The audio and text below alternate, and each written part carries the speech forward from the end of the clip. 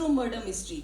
जैसे कि ये एक ऑडिटोरियम है, अगर यहाँ किसी का मर्डर हो जाता है तो सस्पिशन हम सब पे जाएगा कि हम में से एक कोई मर्डरर है। इसको कोजी मर्डर मिस्ट्री बोलते हैं। और इस तरह के कोजी मर्डर मिस्ट्री लिखने के लिए मुझे इंग्लैंड में एगाथा क्रिस्टी अवार्ड मिला। She is known as the queen of crime. और फिर मैंने सोचा 2 कोजी मर्डर मिस्ट्री लिख लिए, अब कुछ और बड़ा करें, तो फिर मैंने एस्पियोनाज थ्रिलर लिखा जो कि मेरा secret of Li Feng pagoda है, and it is being adapted to screen. तो जो बात मैं कहना चाहती हूँ कि हमारे ऊपर है, हमारी जिंदगी है, हम उसे कैसे इंटरेस्टिंग बनाएं। और कभी डरो मत कि हम इस लाइन में आ गए, अब क्या करें, अब जिंदगी भर यही करें। नहीं, जिंदगी को चेंज करो क्योंकि ये तुम्हारे हाथ में। That's all.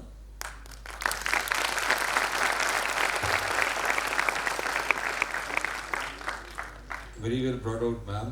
And I'll just support this by saying that even Swami Vivekananda said just the same thing. उन्होंने भी यही बोला कि अगर आप में अपने में आप विश्वास करिए और आप कुछ भी हासिल कर सकते हैं।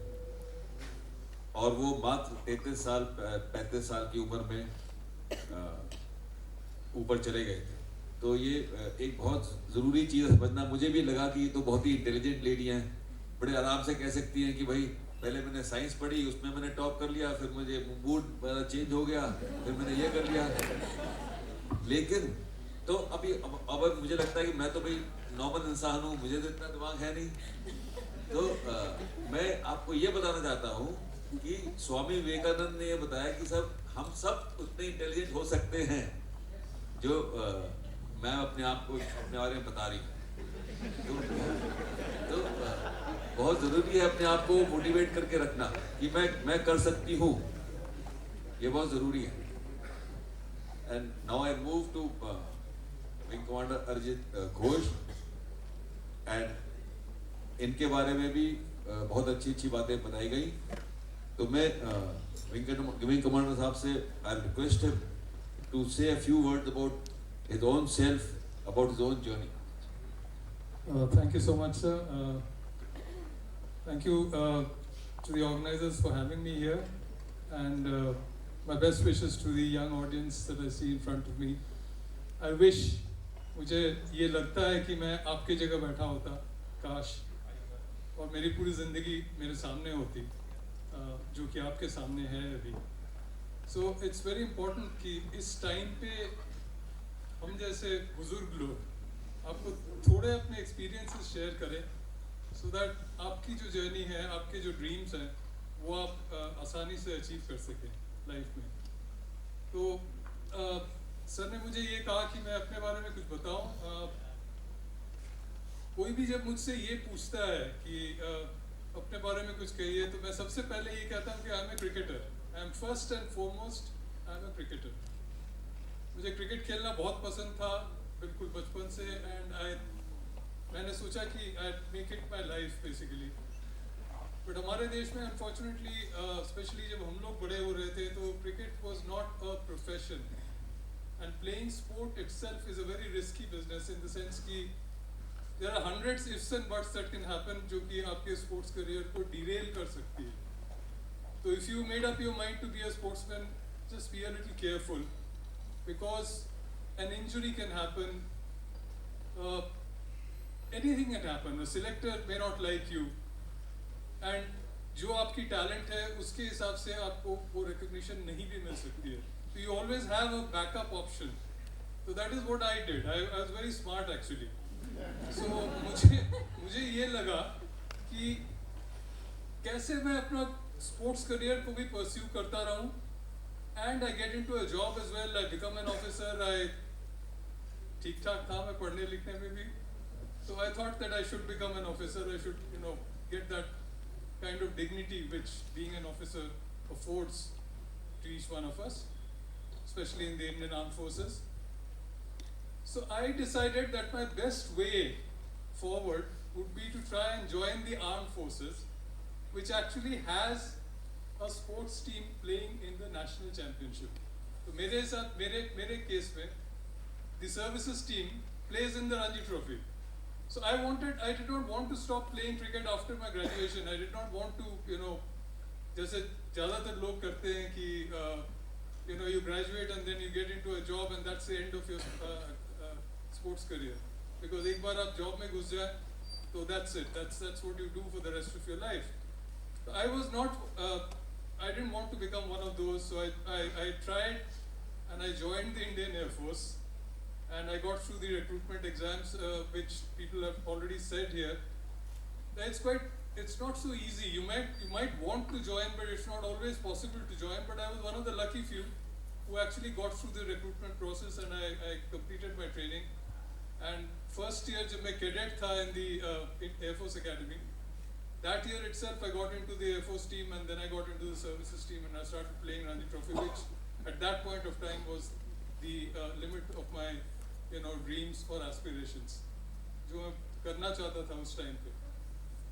And so, just to cut a long story short, I continued to play for services.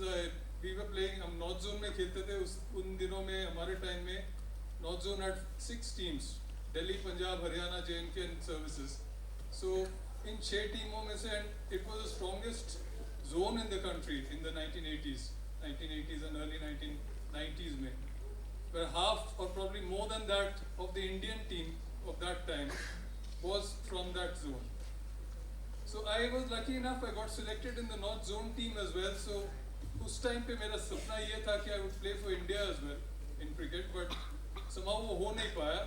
But it was great. I mean, I reached up to that level when I was rubbing shoulders with legends like, you know, Kapil Dev का नाम आपने सुना ही होगा, 1983 World Cup winning captain, and people of that stature. I was playing against them, I was playing with them, sharing the same dressing room with them. It was an honor which I never dreamed. I come from a small town in eastern India, and I never, when I started playing, I never dreamed that I would one day be sharing a dressing room with someone of that stature.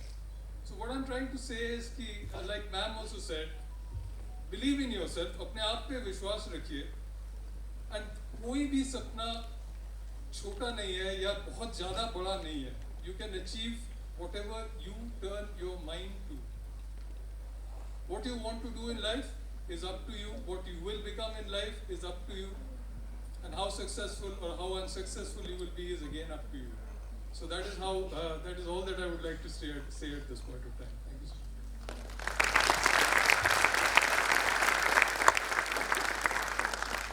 much. Thank you, Wing Commander Arijit. मैं सिर्फ मैं ये जोड़ना चाहूँगा कि अगर आप लोग खासकर एनडीए ज्वाइन करना चाहते हैं तो ज़रूर कोई ऐसा क्रिकेट में महारत हासिल करने या राइडिंग में हासिल करने या कोई भी गेम में नेशनल लेवल पे पहुंच जाए तो आपको जो वहाँ पे इंटेंसिव ट्रेनिंग है उससे आप बच जाओगे. ये लोग फिर टूर्नामेंट वगैरह खेलते रहते हैं और हमारे जैसे लोगों को बहुत खुंदक आती है ऐसे लोगों से. एक्चुअली जो पहले टर्म में जो रैगिंग होती है सर उससे भी बच जाते हैं हम. कहीं और खेल रहे होते हैं उस टाइम पे जो रैगिंग होती है बाकी कोर्स की. So I come back to Professor. आपने you have written 9 books before the case of Late Pagoda. So can you tell us something about those 9 books in a concise form? Sure. तो सबसे पहले मैं बहुत जब छोटी थी क्लास 12 में मेरा इंटरेस्ट स्पिरिचुअलिटी में था. मुझे ये जानना था कि ह्यूमन लाइफ का कोई मतलब है कि नहीं है, कि हम सब रोज सुबह उठते हैं, खाना नाश्ता करते हैं, टीवी देखते हैं, सो जाते हैं और अगले दिन फिर कट पेस्ट कॉपी पेस्ट ऐसी ही जिंदगी चलती है या इसका कुछ हायर पर्पस है. तो इस वजह से फिर मैंने रिसर्च करना शुरू करा. मैंने ज्ञान योग पढ़ा, राजयोग पढ़ा, विवेकानंद जी को फॉलो करा. उसके बाद मैंने दीक्षा ली और कई तरह के महात्माओं और साधुओं से मेरी मुलाकात हुई. एंड बेस्ड ऑन दैट मैंने ये रियलाइज़ करा, इनफैक्ट आप लोगों से मैं शेयर करूँगी कि अगर आपको रियलाइज़ करना है the higher purpose of life तो सबसे बेस्ट मेथड जो मैंने पाया वो है क्रिया Yoga. Kriya Yoga given by Swami Yogananda ji, which was given to him by Mahavatar Baba ji. तो मैंने उसकी भी दीक्षा ली और उसके बेसिस पे मैंने अपना फर्स्ट नॉवेल लिखा Maya, which is to understand the meaning of life. उसके बाद मैंने कुछ एकेडमिक बुक्स लिखी, खुशवंत सिंह के नॉवेल्स और बुक्स का क्रिटिकल एनालिसिस किया। और हैरानी की बात यह है कि स्पिरिचुअलिटी को पूरा निचोड़ने के बाद मैं मर्डर मिस्ट्री पे आ गई। लोग उल्टा चलते हैं, पहले मर्डर मिस्ट्री लिखते हैं फिर स्पिरिचुअलिटी पे जाते हैं, पर मैंने स्पिरिचुअलिटी से शुरुआत करके I came to murder mysteries because that was my first love. और मर्डर मिस्ट्रीज लिखा मैंने, मेरी फर्स्ट मर्डर मिस्ट्री नॉवेल जिसमें मैंने एक डिटेक्टिव क्रिएट किया, प्रोफेसर शांतनु बोस, उसको लॉन्ग लिस्ट किया गया क्रॉसवर्ड बुक अवार्ड के लिए। उसके बाद मैंने लिखा नो इल्यूजन्स इन ज़ैनडू। इनफैक्ट आप लोगों के लिए इंटरेस्ट के में होगा कि a degree in death is based on in Dehradun, और उसका क्लाइमैक्स IMA में है। जब मैंने लिखा था उस समय मैंने सोचा भी नहीं था कि मैं IMA में प्रोफेसर बन जाऊंगी। और उस नॉवेल में मैंने IMA में, यहाँ पे भी मैं इसलिए ये एम्फसाइज कर रही हूँ about power of thought and power of manifestation. IMA मेरे दिमाग में इतना घूम रहा था और मैंने वो नॉवेल लिखा, क्लाइमैक्स में IMA है, and ultimately I landed up in IMA as a professor. This is the power of thought, the manifestation which all of you can implement. So anyway, उसके बाद मैंने नेक्स्ट नॉवेल लिखा which was no illusions in Xanadu. Again I will share an inspiring thing. When I was a little girl I started reading Agatha Christie की किताबें। मैं 11 साल की थी, लोरेटो कॉन्वेंट में, मेरे फादर भी आर्मी में थे, वो वहाँ पोस्टेड थे दिल्ली RR में। मैंने पढ़ा और मैंने सोचा कि कौन है ये एगाथा क्रिस्टी, कैसे ये लिख लेती है इतनी ब्यूटीफुल किताबें। और फिर जब मैंने लिखना शुरू किया मर्डर मिस्ट्री, और मैंने सोचा, सीक्रेटली सोचा, क्या मैं भी एगाथा क्रिस्टी जैसा लिख सकती हूँ। And would you believe it, मेरा रिव्यू आया इस नॉवेल का, नो इल्यूजन्स इन ज़ैनडू का, और यहाँ के बहुत famous journalist who passed away, Rajdhar, उन्होंने उसका रिव्यू करा और हेडिंग दिया, Agatha Christie of India, Ruby Gupta. Can you imagine power of thought. और उसके बाद मुझे एगाथा क्रिस्टी अवार्ड के लिए इनवाइट किया गया इंग्लैंड में, और मुझे एगाथा क्रिस्टी उनके घर जाने का सौभाग्य प्राप्त हुआ। उनके टाइपराइटर, उनके टेबल कुर्सी पे मैं बैठी, उनके बेड पे मैं बैठी, उनके ग्रैंडसन से हाथ मिलाया, सेम खून जो एगाथा क्रिस्टी का था। कैन यू इमेजिन, जो एक 11 साल की लड़की सोच रही है, पावर ऑफ थॉट सच है, ये सच होता है। This is what I want to tell you. और इसी नॉवेल से मुझे ये अवार्ड मिला था। और उसके बाद मैंने secret of Li Feng pagoda लिखा, जो कि ये है। एंड इसमें भी मैं सीक्रेटली सोचती थी क्या मेरी कहानी पे कोई पिक्चर या कुछ बन सकती है क्या। और फिर मुझे ऑलमाइटी मोशन पिक्चर ने एक कॉन्ट्रैक्ट साइन किया मेरे से कि हम इसको अडेप्ट करेंगे to screen. So this is a very complex novel which is based on real life events. That will, yes, we'll come to it later. So that's my story. Thank you. Ma'am से मैं एक सवाल और पूछना चाहता था कि क्या ये पावर ऑफ मैनिफेस्टेशन सच है? अब इन्होंने मैनिफेस्ट कर लिया, इनको मिल गया। मैं मैनिफेस्ट कर रहा था कि मैं चीफ ऑफ आर्मी स्टाफ बनूंगा। ग्राउंड लेवल की बात कर रहा हूँ, मतलब है इसमें थोड़ा पावर तो है, डेफिनेटली है। बट अब सब लोग आप बैठे हैं, आप सब बोलेंगे साहब मैं फौज में भर्ती होना चाहता हूँ, और फिर गर्ल भी बैठी हैं, वो भी बोलेंगे कि मैं फौज में भर्ती होना चाहती हूँ। चलिए मैं आगे ज्यादा बात नहीं करता। उसका सीक्रेट है, उसके लिए हम अलग सेशन करेंगे। So I come to, okay, I'll tell you very quickly. You know, one, Khushwant Singh has written in his book that the retired Indian Army officers are the biggest bore in the world. So these 3 words, retired Indian Army officers. But I'm promising that we will finish our session in the time given. That is 1. 2, my daughter is in the army, but she was manifesting to join RAMC when there were no cadets in RAMC. Because I also studied in RAMC. I told her you can't join. There is no way. And she wrote to then General Padmanabhan saying that I want to join the army. And then General Padmanabhan replied to her saying that I have no good enough reason to give you as to why you can't join. So probably manifestation has some limitations. I really don't know. I mean, she's done much more, much more than me as a human being. But that for later. Yes. I get back to Wing Commander Arijit, and he has written Air Warriors about 1965.